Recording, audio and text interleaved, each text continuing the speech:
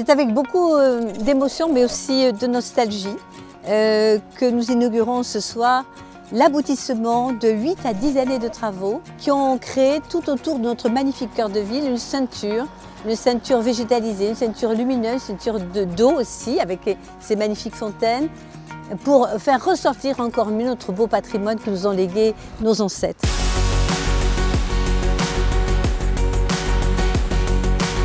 La place Foch, c'est vraiment l'aboutissement d'un projet beaucoup plus global, celui de l'ensemble du réaménagement des anciens fossés de la ville. On a réalisé une grande promenade qui va de la place Prax-Paris jusqu'au Jardin des Plantes, avec un belvédère qui s'ouvre sur le grand paysage.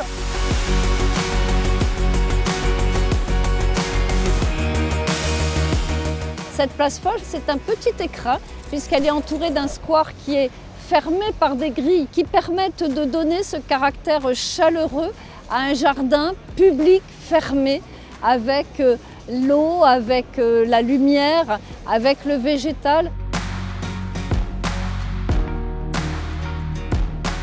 Il faut aussi penser à se préparer aux défis climatiques de demain et donc le traitement des îlots de chaleur était quelque chose qui nous a beaucoup amené à réfléchir sur ce qu'on pouvait créer.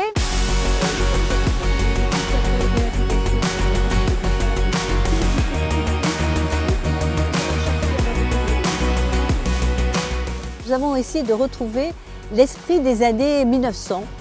Des années 1930, quand on se promenait dans les allées, dans ce magnifique jardin qui autrefois a été planté. Tout cela fait revivre finalement Montauban avec l'esprit du siècle dernier, mais avec la modernité.